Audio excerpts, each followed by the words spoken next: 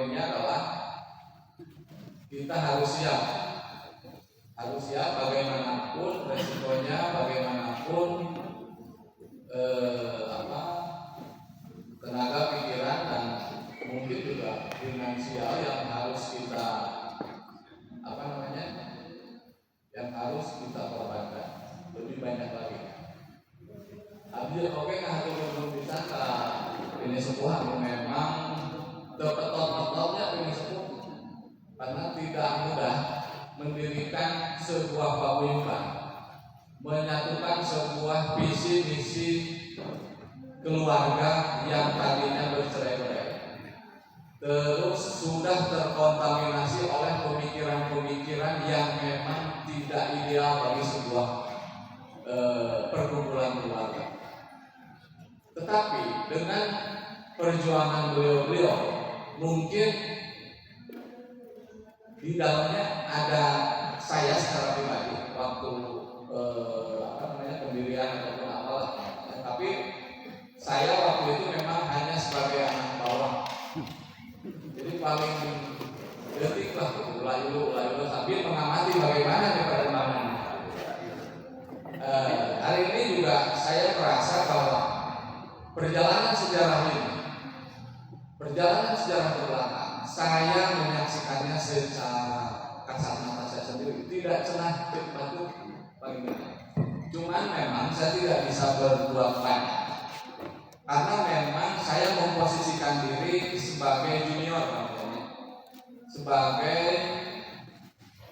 orang yang memang dalam segi pengalaman masih kurang layak dipertaruhkan. Itu memang luar biasa. Perjalanan perjuangan keluarga ini memang sangat luar biasa. Terus dengan pemikiran-pemikiran yang multi dimensi, tetapi hari ini masih bisa terwujud, dan masih bisa terjaga. Nah ini mempertahankan itu sahur Pak Soekarno lebih berat daripada memperjuangkan. Inilah tugas kita, generasi ke depan. Bagaimana kita mempertahankan pola pikir, mempertahankan pendapat yang berbeda, karena beda pendapat itu disebabkan salah satunya oleh beda pendapatan. Ketika pendapatan kita berbeda, itu akan berpikir lain. Itulah mental yang harus dijaga oleh kita semua. Karena cerita tentang keluarga ini di dunia itu sudah tersirat. Benar, Pak Sepuh sama saya sekalian nanti pamitkan ke rekan-rekan generasi ke depan bahwa bagaimana kekuatan sebuah keluarga itu bisa mengorganisir, menguasai dunia. Ini tercatat dalam berbagai sejarah. Satu sejarah tentang Rothschild, Rockefeller gitu kan, dia sampai hari ini menguasai dunia karena dia dan berangkat dari sebuah keluarga besar. Bagaimana Rothschild dengan konsep perbankannya menguasai dunia hari ini sampai bisa mendirikan negara Israel hari ini, dengan itu hanya itu atas awalnya dia membesarkan keluarga, family first, keluarga. Terus juga kita juga siapa yang menguasai dunia di bidang mafianya juga kita kan harus tahu juga. Itu ada yang namanya, saya pernah baca bukunya Don Corleone, itu The Last Don, karangan Mario Puzo, sampai 580 halaman saya baca waktu itu.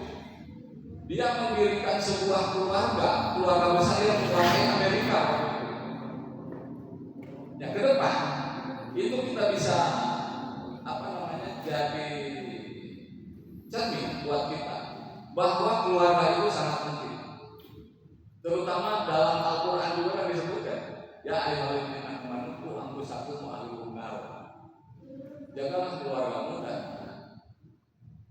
dirimu dan keluargamu dari api neraka. Kan itu. Ini sebetulnya semangat keluarga ini, saya sering ngobrol bahwa keluarga ini, kita berkeluarga ini adalah sebuah takdir. kita tidak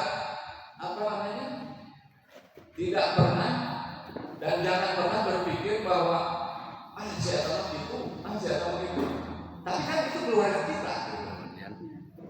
Itulah sebuah takdir kita berkeluarga. Kita punya anak, punya ibu, punya bapak, punya ini kan itu sebuah takdir. Kita tidak bisa memilih saya harus dilahirkan dari seorang keluarga cendana, saya harus dilahirkan dari seorang keluarga Jokowi. Kita nggak, takdir kita adalah kita dilahirkan dari ibu kita, dari bapak kita, dan inilah yang harus digali potensi yang ada di keluarga kita. Itu Pak Minta. Insya Allah, tapi kami orasinya panjang. Ke depan saya juga bukan yang Pak Minta, tapi sekali dari tong hanya kau milih habis gitu. Karena kadang kapal tersebut, kadang-kadang ada susah diatur. Saya juga merasa bahwa susah diatur ya. Tapi kita jangan berbicara teknis milik saya. Kalau mau memilih saya, memilih hati mudah. Tetapi kita bisa bicara hasil. Endingnya seperti apa? Saya jamin endingnya insya Allah dengan keberkahan yang ada, kepayun endingnya akan sama-sama bahagia. Waalaikumsalam.